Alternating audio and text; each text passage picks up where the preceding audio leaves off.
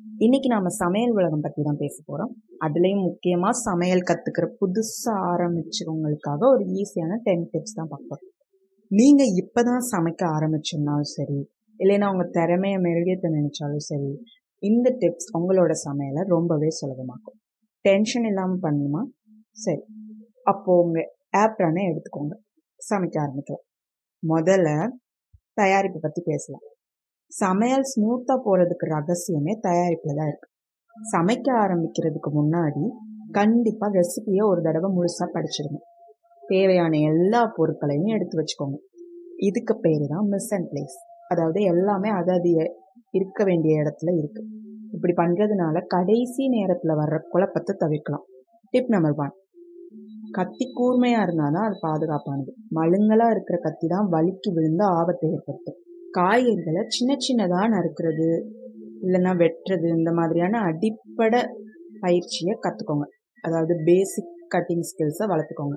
இது நேரத்தை மிச்சப்படுத்துறதோட சமையல்ல ஒரு சீரான தன்மையும் கொடுக்கும். டிப் நம்பர் 2, உப்பு காரம் சேர்க்க தயங்காதீங்க. உப்பும் மிளகும் தான் கிச்சன்ல உங்க பெஸ்ட் ஃப்ரெண்ட்ஸ். கடைசியில மட்டும் சேர்க்காம சமைக்கும் போதே கொஞ்சம் கொஞ்சமா சேருங்க. அப்பதான் டிஷ்ஷோட எல்லா லேயர்லையும் ஃப்ளேவர் கரெக்டா இருக்கும். அடுத்து நேரம் ரொம்ப முக்கியம். எது அதிக நேரம் எடுக்குமோ அந்த பொருளை முதல்ல சமைக்க ஆரம்பிங்க. உதாரணத்துக்கு பாஸ்தா சாஸ் செய்றீங்கன்னா வெங்காயம் பூண்டை வதக்குறதுல இருந்து ஆரம்பிங்க.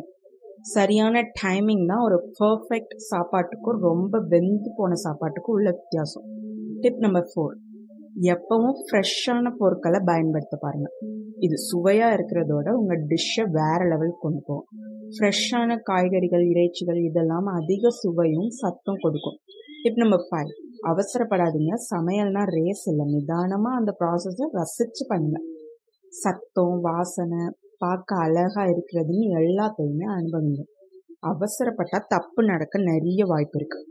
அடுத்து டிப் நம்பர் 6, நெருப்பை கட்டுப்படுத்த கத்துக்கோங்க. ஒவ்வொரு சமையல் முறைக்கும் ஒவ்வொரு வெப்பநிலை தேவை. குழம்பு வகைகளுக்கு மெதுவான சூடு, ஸ்லோவா வச்சா போதும். அதே நேரத்துல கறி வறுக்க அதிகமா வைக்கணும், ஹை ஃப்ளேம்ல.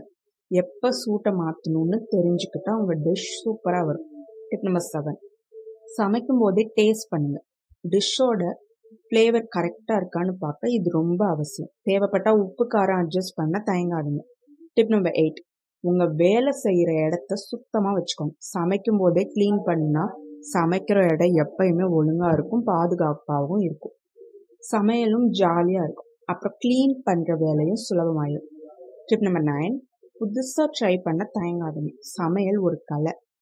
அதுல உங்க கிரியேட்டிவிட்டியை காட்டுங்க. ஒரு கிளாசிக் டிஷ்ல ஒரு ட்விஸ்ட் கொடுக்கணும்னு நினைச்சா கண்டிப்பா செய்யுங்க. ஒருவேளை அது சரியா வரலைனாலும் பரவாயில்ல. அதுல இருந்து நீங்க ஒரு முக்கியமான விஷயத்த கத்துப்பீங்க. கடைசியா டிப் நம்பர் 10, தவறுகளை கத்துக்க பயன்படுத்துங்க. எல்லா பெரிய சமையல்காரர்களும் சமையல்ல சில மோசமான அனுபவங்கள் இருந்திருக்கும். அதை நீங்க இன்னும் நல்லா சமைக்கிறதுக்கான படிக்கட்டா பயன்படுத்தலாம்.